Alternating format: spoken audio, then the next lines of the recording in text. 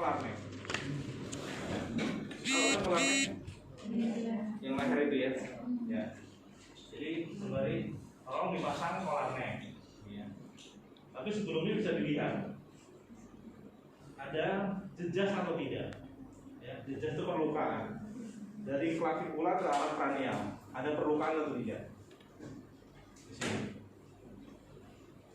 Kemudian keluar darah dari hidung dan telinga atau tidak? Perlu dilihat juga. Mata, di sekeliling mata ada rakun ais, ada apa kalau menyebut orang kurang tidur itu ada lingkaran gitu ya. Kalau rakun ais dia lebih betul ya. Jadi kayak kacamata kayak mata panda ya. Jadi luarnya ada gitu. Kemudian lihat ada battle sign atau tidak di sini. Battle sign itu kayak yang memar di belakang telinga ini. Ya. Itu bisa tandanya adalah ada fraktur dasar tengkorak. Ya. Fraktur dasar tengkorak. Kalau kita menemukan pasien begitu itu ada fraktur dasar tengkorak. Ya, silakan sering tuh keluar hidung dari darah lagi. Keluar darah dari hidung, keluar darah dari telinga. Bahasanya ada otorea, renorea. Ya. Bahasa medisnya. Jadi keluar darah dari hidung, ada keluar darah dari telinga. Atau misal ada battle sign di sini, ada memar, ada rakun ais. Ya. Itu kita curiga ada fraktur dasar tengkorak. Kontraindikasinya apa? Kalau ada fraktur, jadi nanti nggak boleh dipasang nasofaring. Ya. Nanti kita lanjutkan. Jadi kita tahan, tadi sudah kita periksa, terus suruh pasang kolarneck, ya. Jadi kita menjaga servikal. Kemudian kita ajak ngobrol. Kalau dia masih bisa bicara dengan kalimat panjang, berarti dia baik airway breathing-nya. Tapi kalau dia sesak hanya diam, sesak berarti breathing-nya nggak baik. Ya. Kemudian kita bisa buka jalan nafas dengan jauh teras tadi. Jauh teras kita pegang sini ya, karena ada rahang ini ya, rahang. Nah, jadi kan kalau jauh teras kan dia tidak menggerakkan leher ini, ya. Ya, begini. Ya. Jadi ditengadahkan sehingga saluran nafasnya ini lurus dan terbuka, ya. Lurus dan terbuka. Kemudian kita dengar suaranya. Suara nafasnya apa? Dari mulutnya itu. Ngorok, gargling, snoring, stridor. Tahu nggak? Harus dibaca, ada mau dibaca ya. Gargling itu kayak ada suara air, kumur-kumur ya. Kayak orang kumur-kumur tuh lah ya. Itu gargling. Berarti ada penumpukan cairan di tenggorokan. Tindakannya apa? Tindakannya adalah misal ada gargling ya, tolong disaksen, ya, saksen, disedot. Kalau di kiri kan sudah ada, disedot. Kemudian snoring, kalau snoring,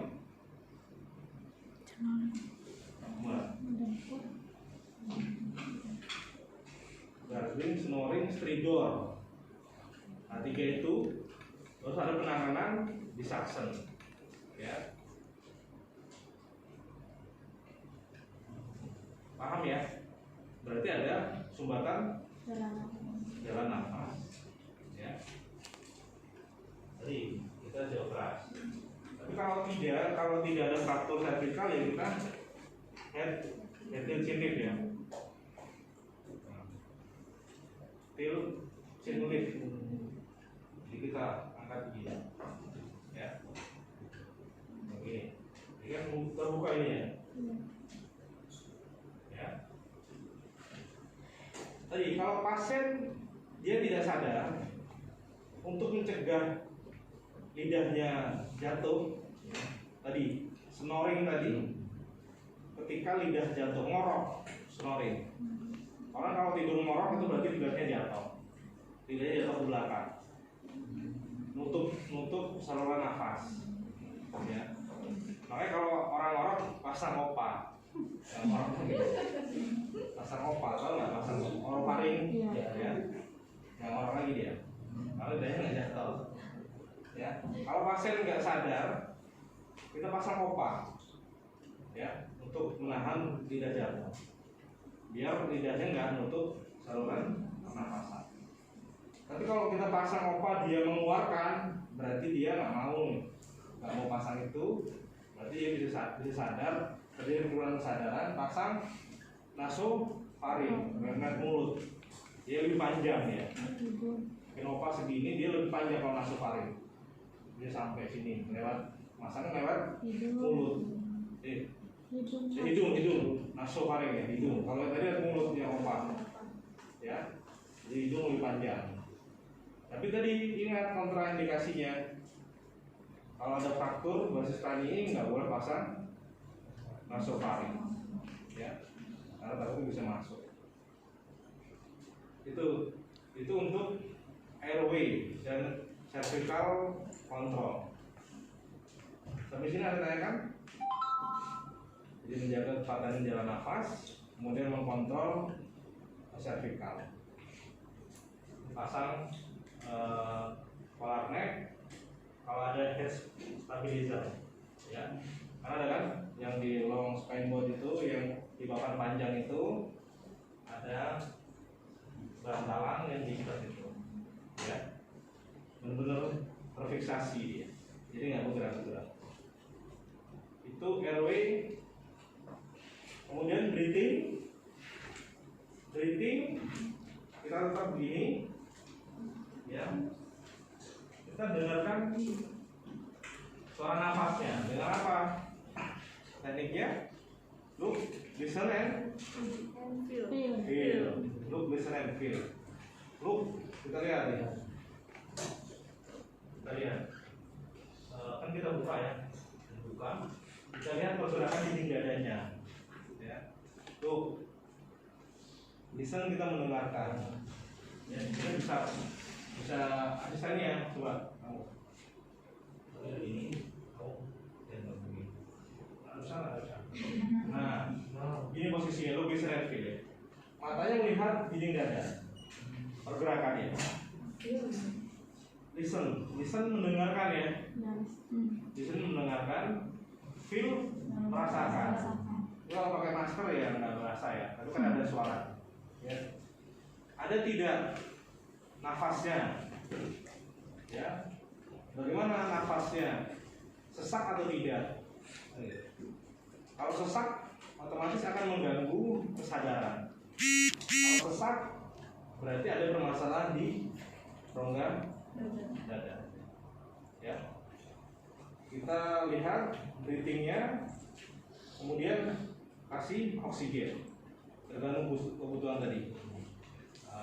Kanul 4-6, rem breathing, non rem breathing, ya. Atau misal mau pakai ini bagging, bukan bagging ya, tapi tindakannya bagging ya. Tapi ini BVM, valve mask, ya, BVM, nama ininya, BVM. Tapi kalau ya seringnya kita bagging ya, kalau bahasa lapangannya itu bagging ya. Nah, tuh bantuan nafas. Tapi kalau di rumah sakit ya pasti ada oksigen, ya kasih. Kemudian IAPP pada breathing ada inspeksi, auskultasi, perkusi, dan palpasi. Ini kan dibuka semua. Kita inspeksi. Ada tidak jejak, ada tidak perlukaan di sini. ada tidak benda yang masih nancap di sini atau tertusuk, bisa aja ya. Ada, kalau di kasus pembunuhan pisau mungkin di sini, ya kalau pisau nggak usah ditarik, biarin aja. Ya, kita inspeksi ada perubahan tidak. Kemudian bagaimana mengembangnya, simetris atau tidak? Ya, trakeanya bergeser atau tidak? Trakeanya bergeser atau tidak? Ya, itu kita biasanya ada 4 permasalahan tadi: open pneumotoraks, kemudian tensor pneumotoraks, kemudian hematotoraks, dan right chest. Ya, tadi. Kalau semisal kita inspeksi dia sesak, dia makin sesak nih nafasnya, ya, sesak. Kemudian kita dengarkan suaranya pakai stetoskop, nggak ada ya. Ya, kita auskultasi. Kalau auskultasi torak kita bandingkan antara kanan dan kiri, ya. Bagaimana suara kanan dan kirinya, sama atau tidak? Kemudian sekalian kita periksa bunyi jantung, ya. Oke, bunyi jantungnya S1, S2, ya. Ada, jangan sampai ada bunyi kelainan bunyi jantung, ya. Itu pada auskultasi. Berapa inspeksi kalau misal ada open pneumotoraks, berarti ada suara menghisap. Dia terbuka nih, dia kecelakaan kena stang sepedanya, melukai toraknya, bocor. Ya. Ketika dia bernafas, kalau ekspansi dia, ekspirasi dia nggak ada suara, tapi kalau ketika inspirasi ada suara menyedot, ya, ada lubang. Makanya kita tindakannya pakai kasa 3 sisi, ya. Jadi biar udara yang ada di dalam keluar, tapi udara yang dari luar nggak bisa masuk lewat rongga yang lubang ini tadi. Masuknya lewat sini. Kalau masuk lewat sini kan berbahaya, udaranya kotor, ya. Jadi pasang kasa 3 sisi nanti dengan Bu Yuni, ya. Kalau di plasternya 3 sisinya saja. Ya, kalau di kotak itu atas, samping, kanan, kiri, bawahnya nggak usah. Jadi yang menahan udara masuk, ya. Tapi udara di dalam bisa keluar. Kemudian kita perkusi, ya. Kita periksa. Selalu membandingkan kanan dan kiri. Peka atau danes, hipersonor atau sonor.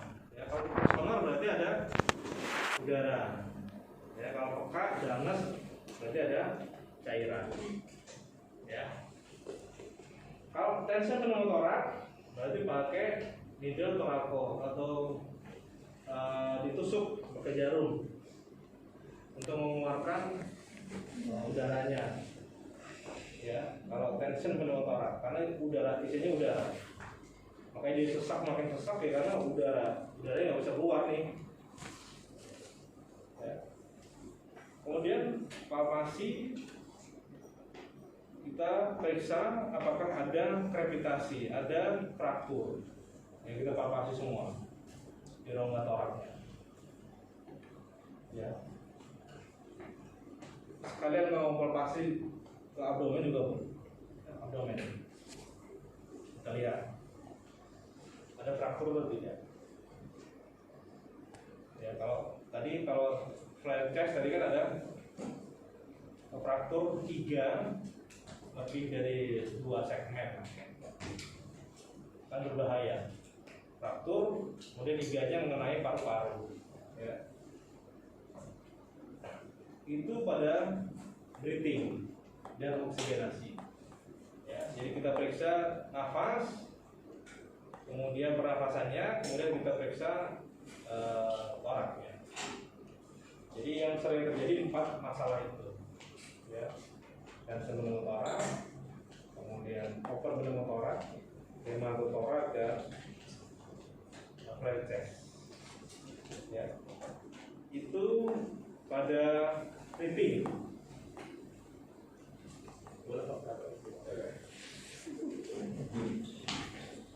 Breathing, kemudian sirkulasi. Breathing paham ya? Ada yang tanyakan mungkin breathing? Ada nggak? A sudah, B sudah, C sirkulasi. Sirkulasi terlihat kan pucat atau enggak, ya, anemis atau tidak, ya. Kita periksa matanya, ya. Konjungtivanya bagaimana, anemis atau tidak, pucat atau tidak. Kita pasang infus, ya. Infus tadi, infus cairan RL yang dihangatkan, ya. Sirkulasi dan kontrol perdarahan. Ada tidak? Kalau ada luka terbuka, kita tutup, ya.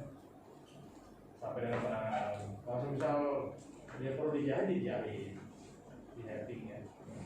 Kalau fraktur saja tanpa luka terbuka, jadi dijahit. Ya.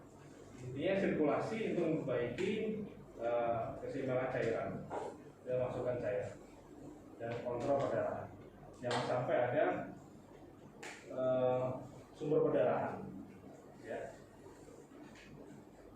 Kemudian disability, UTS tadi. Pak, kalau dipanggil Bapak masih nyaut, ya berarti korbannya masih baik, ya. Kemudian dipanggil semisal nggak nyaut, tapi hanya bergerak saja atau semua suara nggak jelas, nanti korbannya bisa dilihat berapa nilainya, ya. Dengan tadi respon mata, verbal dan motor. Dan kesadarannya apa, ya. Karena itu yang perlu dievaluasi terus, jangan sampai dia makin memburuk, ya. Kemudian yang terakhir exposure tadi, ya. Kita selimuti tetap mempertahankan